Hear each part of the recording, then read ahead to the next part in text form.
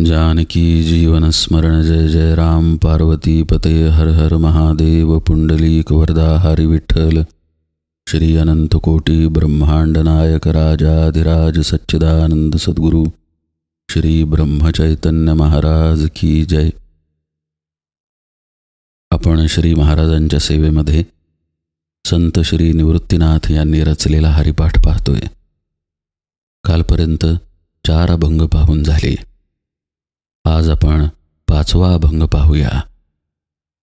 5व्या अभंगात निवृत्तीनाथ महाराज म्हणतायत, जपता कुंटिणी उतरे विमान, नाम नारायण आले मुखा. नारायण नाम तारक ते आम्हा, नेणोपै महिमा अन्यतत्वी. तारिले पतित नारायण नामे, उद्धरिले प्रेमे हरिभक्त. निवृत्ती उच्चार नारायण नाम, दिननिशी प्रेम हरी हरी. या अभंगाची पहिली ओळ जर बघितली, जपता कुंटिणी उतरे विमान, तर तसा काहीही अर्थ लागत नाही. कुंटिणी याचा अर्थ स्त्री. जपता स्त्री विमान खाली उतरलं, यातून तसा काही अर्थबोध होत नाही. त्याचं कारण असं आहे, हा अभंग थोडासा गूढ आहे. कुंटिणी म्हणजे स्त्री हा फक्त शब्दार्थ झाला, पण संत वाङ्मयांमध्ये स्त्री किंवा बायको हा शब्द स्त्रीला उद्देशून नाही आहे. हा शब्द आहे वासनेला उद्देशून. वासना म्हटल्यानंतर बऱ्याचदा फक्त कामवासना असाच अर्थ घेतला जातो. तसा इथे अर्थ नाही. वासना म्हणजे कोणत्याही प्रकारची इच्छा. समजा आता आपल्याला तहान लागली तरी पाणी पिण्याची वासना निर्माण होते. भूक लागल्यावर अन्न खाण्याची वासना निर्माण होते. वासना याचा अर्थ इंद्रियांची मागणी असा केला तरी चालेल. मग त्या इंद्रियांमध्ये आपली कर्मेंद्रिये पण आली, ज्ञानेंद्रिये पण आली आणि आपलं मनसुद्धा आलं. आपल्या वासना या कुठल्या ना कुठल्या इंद्रियांच्या मागण्याच आहेत, इच्छाच आहेत. इथे जेव्हा निवृत्तीनाथ महाराज म्हणतायत, जपता कुंटिणी उतरे विमान, तर या ओळीची थोडीशी फोड करूया. इथे निवृत्तीनाथ महाराज वासनेचा जप सुरुवातीला सांगतात. अर्थातच आपण वारंवार कुठल्या ना कुठल्या इच्छेमध्ये असतो, असाच इथे अर्थ अभिप्रेत आहे. एक इच्छा संपली की दुसरी, दुसरी इच्छा संपली की तिसरी, असं आपलं जागृतावस्थेमध्ये कायम सुरू आहे. बरं, या इच्छा निरनिराळ्या प्रकारच्या असतात. म्हणजे कायम खाण्याचीच इच्छा असेल असं नाही. कधी कामवासना, कधी तहान, कधी अन्न, कधी विचारांची इच्छा, कधी बोलण्याची इच्छा. कुठल्याही प्रकारच्या इच्छा या एकामागून एक सुरू असतात.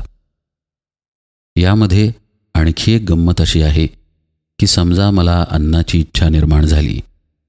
आता भूक लागणे हे नैसर्गिक आहे, पण भूक लागल्यानंतर अन्नाची इच्छा निर्माण होऊन भूक शमली तरी कधीकधी अन्नाचं चिंतन थांबत नाही. आपण समजा एखादा रुचकर पदार्थ खाल्ला असेल तर त्या पदार्थाचं चिंतन आपण करतो. त्याचा परिणाम असा होतो की त्या पदार्थाबद्दलची सूक्ष्म वासना आपल्या अंतःकरणामध्ये घर करून राहते. काही दिवसांनी आपल्याला आठवतं, पहा, त्या दिवशी खाल्लेली मिसळ परत एकदा खायला पाहिजे. याचा अर्थ असा की अन्नाच्या चिंतनामुळे त्या वासनेला पुन्हा आपण प्रदीपित केलं, पुन्हा ती वासना तोंड वर काढून आली. मग कधीकधी असं होतं की त्या वासनेची नैसर्गिक हाक असतही नाही. केवळ आपल्या हवेमुळे किंवा केवळ आपल्या विषयाधीनतेमुळे आपण त्या वासनेकडे धावायला लागतो. दरवेळी मग माणूस भूक लागल्यावरच खाईल असं नाही. वाटलं म्हणून खाल्लं, वाटलं म्हणून तोंडात टाकलं, अशा पद्धतीचंही वर्तन मग हळूहळू व्हायला लागतं. अर्थात या सगळ्याचा परिणाम हा की आपण वासनेच्या जपामध्ये जातो. पुन्हा पुन्हा या ना त्या पद्धतीची वासना उपभोगण्याच्या मागे लागतो. यालाच निवृत्तीनाथ महाराज जपता कुंटिणी अशी संज्ञा वापरतात. पुढे ते म्हणतात उतरे. आता हा शब्द या ओळीतून विमानापासून वेगळा आहे. उतरे विमान असा इथे अर्थ नाही. जपता कुंटिणी उतरे. कुंटिणी म्हणजे वासना आणि त्याच्या जपामुळं मग काय उतरेल, तर साधकाची जीवनाची गती उतरते. याचा अर्थ असा आहे की इडा आणि पिंगळा या नाड्यांमधून गती जास्तीत जास्त खाली व्हायला लागते. आपला श्वास, आपल्या जीवनाची गती अनियमित होते आणि तो जास्तीत जास्त वाहायला लागतो. याचा अर्थातच आपण प्रात्यक्षिक करून बघू शकतो. जेव्हा आपल्या वासना प्रदीप्त असतात तेव्हा अर्थातच आपलं मन चंचल असतं. असं कधीही घडू शकत नाही की आपण वासनेच्या मागे धावतोय आणि आपलं मन शांत आहे. या सर्व गोष्टी एकमेकांवर अवलंबून असल्यामुळं एक गोष्ट अस्थिर असेल तर बाकीच्या गोष्टी अस्थिर आहेतच. ज्या अर्थी आपण वासनेच्या मागे धावतोय त्या अर्थी मन आणि चित्त अस्थिर आहे आणि त्या अर्थीच आपली उतरण लागलेली आहे, म्हणजेच आपल्या श्वासाची गती जास्त वाहत आहे. आता संताप किंवा राग या वासनेला आपण पाहूया. आपल्या मनाविरुद्ध काहीतरी घडलं. का घडतं आपल्या मनाविरुद्ध? कारण आपणच आपल्या हट्टानं किंवा विचारानं ठरवून ठेवलेलं असतं की अमुक अमुक झालं पाहिजे. अगदी साधी गोष्ट सांगायची झाल्यास चहा इतका इतका गरम पाहिजे असा आपला हट्ट असतो. बायकोने तितका गरम चहा दिला नाही की लगेच याचं डोकं फिरतं, हा संतापतो. संताप आला की श्वासाची गती वाढलीच म्हणून समजा. असं कदापि होत नाही की श्वास अत्यंत शांत शीतळ चालू आहेत आणि हा मात्र संतापला आहे. संताप का आला? तर वासनेच्या पायी झाला. म्हणजे आता या बाईवरती किंवा चहा आणून देणाऱ्या कुठल्याही व्यक्तीवरती आपण संताप करावा अशी वासना आधीच निर्माण झालेल्या वासनेतून जन्माला आली. म्हणजे एकातून दुसरी आणि दुसऱ्यातून तिसरी अशी वासनेची साखळी सुरू झाली. हाच मगाशी सांगत असलेला वासनेचा जप. याचं मूळ कुठे असेल तर आपल्या बहिर्मुखतेमध्ये आहे. बहिर्मुख आपण असल्यामुळं आपण काही ना काहीतरी आशा, अपेक्षा, चिंता इत्यादी गोष्टींमध्ये निमग्न असतो किंवा विचारांमध्ये तरी निमग्न असतो. या गोष्टीमुळे घडतं असं की आपण कळत नकळत वेगवेगळ्या वासना आपल्यापाशी पाळून ठेवतो. एक वासना पूर्ण झाली की दुसरी भोगायला घेतो किंवा एक अतृप्त राहिली तर तिथे वृत्ती असमाधानी किंवा व्यग्र बनते आणि अशा या चक्रामध्ये मनुष्य सापडत जातो. त्याचा परिणाम असा होतो की त्याचं जीवन म्हणजे श्वासांची गती उतरंडीला लागते. श्वसन अनियमित व्हायला लागतं आणि या अनियमिततेलाच निवृत्तीनाथ महाराज उतरे असा शब्द वापरतात. जपता कुंटणी उतरे. पुढे शब्द येतो विमान आणि या विमानाचा खुलासा पुढच्या ओळीमध्ये आहे. नाम नारायण आले मुखा. हे विमान दुसरे तिसरे काहीही नसून आपल्या सहस्रदळ स्थानातून येणारी जीवनाची गती आहे. आता त्यामुळे या ओळीला असं वाचावं लागतं. जपता कुंटणी उतरे विमान नाम नारायण आले मुखा. अशा पद्धतीने आपण जर या ओळीकडे पाहिलं तर योग साधनेतलं अत्यंत गूढ असं तत्त्वज्ञान इथे समोर येतं.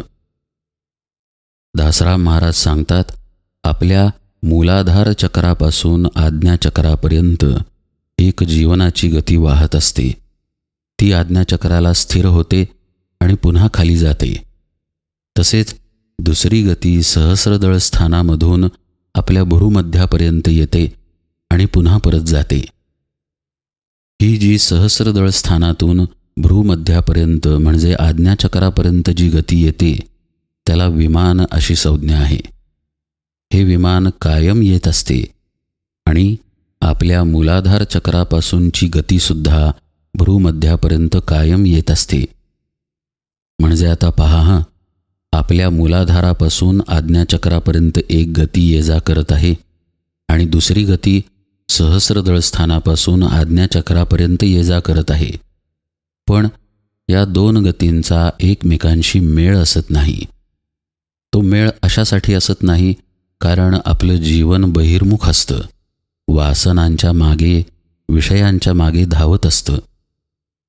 ते जेव्हा धावायचं थांबतं, जेव्हा साधक दोन भुवयांच्या मध्ये किंवा आज्ञाचक्राच्या ठिकाणी स्थिर व्हायला लागतो, तेव्हा सहस्रदळ स्थानातून आज्ञाचक्रापर्यंत येणारी गती त्याला पकडता येते. आणि ही गती पकडणे म्हणजे विमान पकडणे. ही गती म्हणजेच भगवंताचं नाम आहे. हा अर्थातच भगवंताच्या नामाचा सूक्ष्म आणि गूढ अर्थ आहे.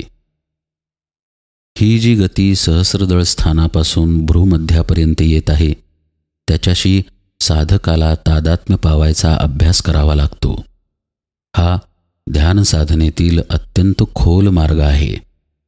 एकदम आज ध्यानाला बसल्यानंतर आपल्याला यातलं काहीच कळणार नाही, कारण आपण पूर्णतः बहिर्मुखच असतो. सद्गुरू कृपा ही अत्यंत महत्त्वाची आहे. सद्गुरू कृपा असेल तरच या गोष्टी उमगतात किंवा अनुभवाला येतात. साधकसुद्धा भ्रूमध्यामध्ये स्थिर व्हायला हवा ना. जर विचाराने बाहेरच तो फिरत राहिला तर अंतरंग अनुभव लांबच राहतो. तो जेव्हा त्या ठिकाणी स्थिर होत जातो तेव्हा हळूहळू अंतरातील अनुभव प्रगट व्हायला लागतात.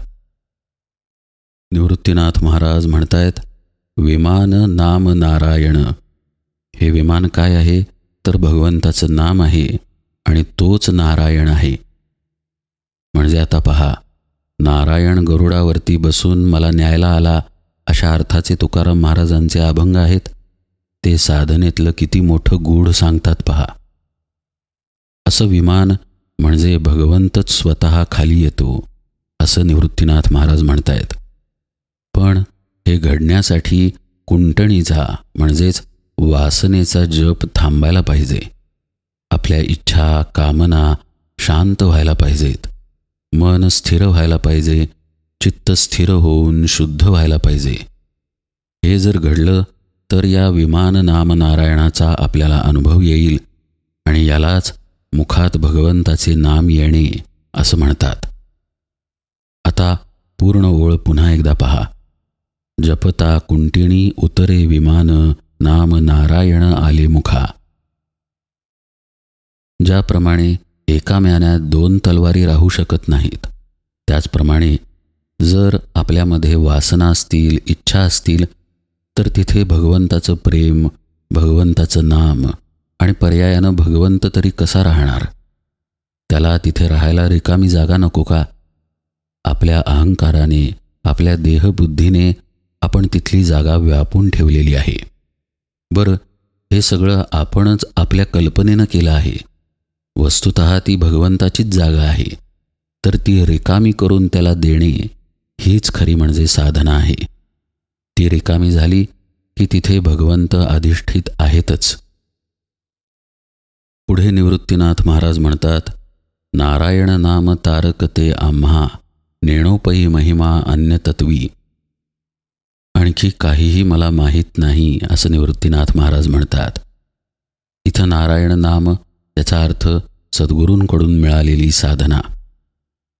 एक धरिला चित्ती आम्ही रखुमाईचा पती, अशी साधकाची अवस्था असते. सद्गुरूंनी जे साधन दिलेलं आहे, सद्गुरूंनी जे नाम दिलेलं आहे, त्या व्यतिरिक्त मला काहीही माहीत नाही, त्या व्यतिरिक्त मी काहीही जाणत नाही, अशा पद्धतीचा भाव एकविध साधकाचा असतो. हा एकविध भाव अत्यंत गरजेचा आहे. या भावामुळं उपासनेमध्ये, साधनेमध्ये तेज येतं, सामर्थ्य येतं. ते म्हणतात ना, मोठं पीप भरून पाणी जरी दगडावरून टाकलं तरी दगडाला काही फरक पडत नाही, पण एकाच ठिकाणी एक एक थेंब पुष्कळ वर्ष पडत राहिला की त्या दगडाला भोग पडतं, तो दगड फुटतो. हेच एकविध भक्तीतलं सामर्थ्य आहे. ज्यावेळी निवृत्तीनाथ महाराज म्हणतात नेणोपई महिमा अन्यतत्वी, त्यावेळी ते या एकविध भक्तीला, एकविध उपासनेला निर्देशित करतात. काय होतं, बाजारामध्ये पुष्कळ पुस्तकं आहेत आणि बाजारामध्ये पुष्कळ लोकही आहेत. प्रत्येकजण ज्याच्या त्याच्या अनुभवाचं कथन करत असतो आणि निरनिराळ्या पुस्तकांमध्ये उपासना आणि साधनेचे निरनिराळे प्रकार सांगितलेले असतात. वाचून वाचून तुम्ही किती वाचणार ना? शेवटी कुठली तरी एक साधना पक्की करावी लागते. सद्गुरू असतील तर प्रश्नच मिटला. पण सद्गुरू असूनही लोक इतर गोष्टी वाचून किंवा इतर गोष्टींच्या नादी लागून एकविधता गमावून बसतात. तेही करतात, हेही करतात आणि सगळं करत बसतात आणि उपासना विखुरली जाते. त्यातला भाव विखुरला जातो. परिणाम असा होतो की भाव भक्ती विखुरली जाते आणि त्यातील शक्ती कमी होते. असं होऊ नये म्हणून निवृत्तीनाथ महाराज म्हणतायत की नारायण नाम तारकते आम्हा नेणोपै महिमा अन्यतत्वी. अशा पद्धतीनं साधकानं एकनिष्ठ एकविध असावं, तरच त्याला उपासनेमध्ये बळ येतं. आणि अशी उपासना केली की तरणं हे कर्मप्राप्तच आहे. पुढे तेच सांगितलं आहे, तारिले पतित नारायण नामे उद्धरिले प्रेमे हरिभक्त. या उपासनेच्या तेजामुळं, एकविधतेच्या शक्तीमुळं खऱ्या अर्थानं तो भक्त बनतो. समर्थ जे म्हणतात, विभक्त नसावे तरीच भक्त म्हणवावे, अशी त्याची अवस्था होते. तो कायम भगवंतांच्या, आपल्या सद्गुरूंच्या प्रती एकनिष्ठ आणि घट्ट असा जोडलेला राहतो. अर्थातच त्यामुळेच त्याचा उद्धार होतो. शेवटी निवृत्तीनाथ महाराज म्हणतात, निवृत्ती उच्चार नारायण नाम दिननिशी प्रेम हरी हरी. हरिपाठाच्या किंवा नाथांच्या हरिपाठाच्या निरूपणांमध्ये आपण उच्चार या शब्दाला पाहिलेला आहे. उच्चार म्हणजे उत अधिक चर. उत म्हणजे ऊर्ध्वगामी आणि चर म्हणजे आचरण किंवा मार्गक्रमण. निवृत्तीनाथ महाराज म्हणतायत, निवृत्ती उच्चार नारायण नाम. पहिल्या ओळीच्या विस्तृत विवरणामध्ये आपण नारायण नामाचा अर्थ पाहिलाय पहा. निवृत्तीनाथ महाराज म्हणतात, मी भगवंताच्या नामाला धरून ऊर्ध्वगामी आचरण केलं. उच्चार नारायण नाम. आपल्या सर्वसामान्य लोकांचं अधोगामी जीवन असतं, ऊर्ध्वगामी असत नाही. अधोगामी म्हणजे इंद्रियाधीन, विषयाधीन, विकाराधीन आयुष्य. याच्या बरोबर उलट निवृत्तीनाथ महाराज म्हणतायत, निवृत्ती उच्चार नारायण नाम. भगवंताच्या नामाच्या साह्यानं मी ऊर्ध्वगमन केलं, म्हणजेच मी माझ्या सहस्रदळ स्थानापर्यंत पोहोचलो, असं ते सांगतात. आणि पुढच्या ओळीमध्ये या ऊर्ध्वगमनाचा मार्गही ते सांगतात. तो मार्ग म्हणजे दिननिशी. दिन याचा अर्थ सूर्य आणि निशी म्हणजे चंद्र. याचाच आणखीन एक अर्थ असा की पिंगळा आणि इडा. रात्र ही इडा नाडीला निर्देशित करते आणि दिवस हा पिंगळा नाडीला निर्देशित करतो. म्हणून संत वाङ्मयामध्ये जेव्हा जेव्हा निशिदिनी किंवा दिननिशी असे शब्द येतात तेव्हा ते इडा आणि पिंगला नाडीला निर्देशित करतात. अर्थातच आपल्या श्वासोच्छ्वासाला निर्देशित करतात. माझ्या श्वासांवरती लक्ष देऊन भगवंताच्या नामाच्या साह्याने मी ऊर्ध्वगामी होऊन चिदाकाशात शिरलो आणि भगवंताचं दर्शन घेतलं, असं निवृत्तीनाथ महाराज निवृत्ती उच्चार नारायण नाम दिननिशी प्रेम हरी हरी या वाक्यामध्ये सांगतात. अर्थात इथे प्रेम हा सुद्धा खूप महत्त्वाचा शब्द आहे. उपासना कोरडी असता कामा नये. तिथे प्रेम नसेल तर त्या उपासनेमध्ये राम नाही. भगवंताचं प्रेम हे खरं पाहता भगवंताचीच देणगी आहे, भगवंताचाच प्रसाद आहे. मला तो बाजारात मिळत नाही. भगवंताची किंवा सद्गुरूंची कृपा असेल तरच ते प्रेम पदरात पडते. कधीकधी तर साधकाच्या नकळत ते प्रेम त्याला मिळते.